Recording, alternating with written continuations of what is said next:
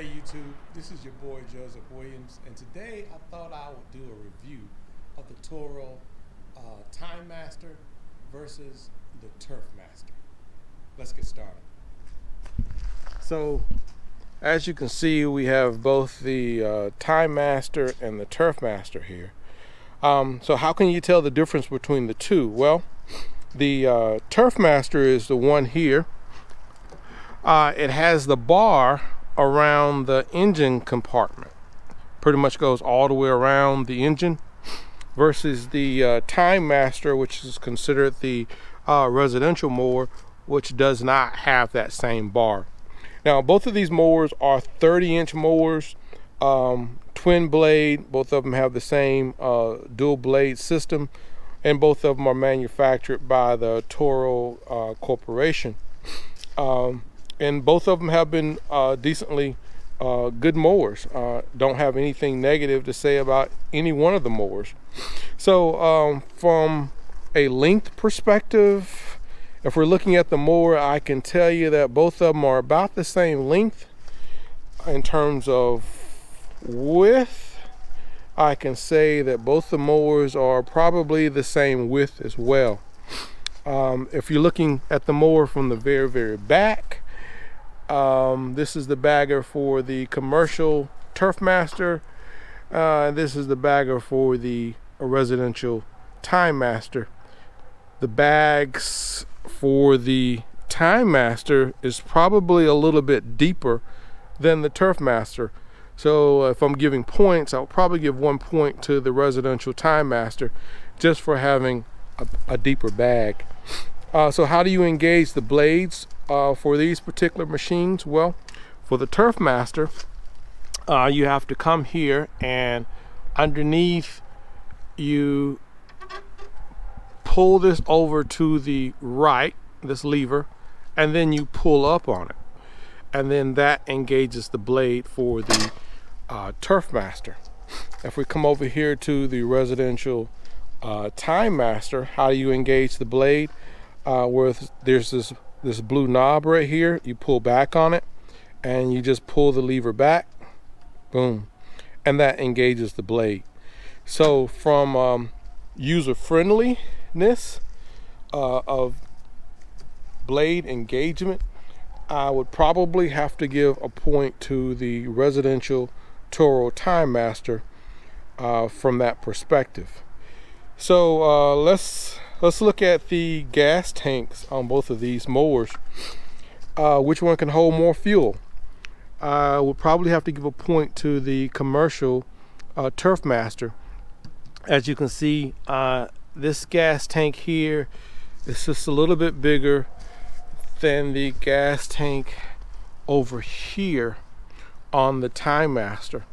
What that means is that you can go twice as long mowing with this commercial mower than you could the residential mower. While we're in this general area, let's look at the engines. On the commercial Turfmaster, most of them come equipped with Kawasaki engines.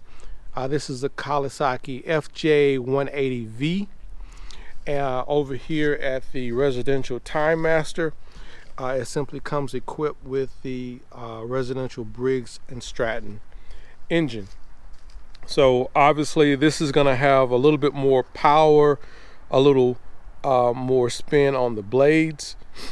Gonna power through grass just a little bit better than the residential mower. So probably have to give a point to the commercial mower in terms of power. When we're looking at the decks, as I stated, both of these are 30-inch decks on the machines. The deck on the commercial mower is more of a built grade of steel. This is some real steel right here on this particular mower. When looking at the deck on the residential mower, it's not so much. In fact, you can see I'm able to actually pick it up with one hand. The deck is obviously not as thick as the commercial deck over here, making this deck a ton lighter. In fact, the commercial Turfmaster is about 35 to 40 pounds heavier than the residential Timemaster mower. Most of my guys, if I give them the choice of which mower do they want to grab for the day, most of my guys are gonna pick the Timemaster because they say at the end of the day they're not as worn out by pushing this particular mower. So they don't mind that they have to put a little bit more gas in there. They feel that this is a little bit more user friendly. So when we're looking at the back of the mower, where you hold the bagger, this piece on the Timemaster is plastic. If we come over to the Turfmaster, this same piece is metal. So I think from a longevity perspective, which one of these mowers is probably going to last a little bit longer, I would have to give, of course, a point to the commercial Turfmaster. Both of them, of course, are great mowers, and I believe that if you change the oil and you service your mowers, that they will last a very long time. But because this is a commercial engine and it has a heavier gauge deck, from that perspective, I think that it will last you a little bit longer. So let's talk about finances. You can find the Toro Timemaster in some of the big box stores. I know Home Depot, I went online today, had this mower listed for $999. So let's just call it $1,000 for the residential Toro Timemaster. The Turfmaster, you have to go to a dealer to purchase this particular mower, and the mower is going to run you right around $2,100 to $2,200 for this particular mower. So I can actually buy two of the Timemasters for the same price of one of the Turfmasters.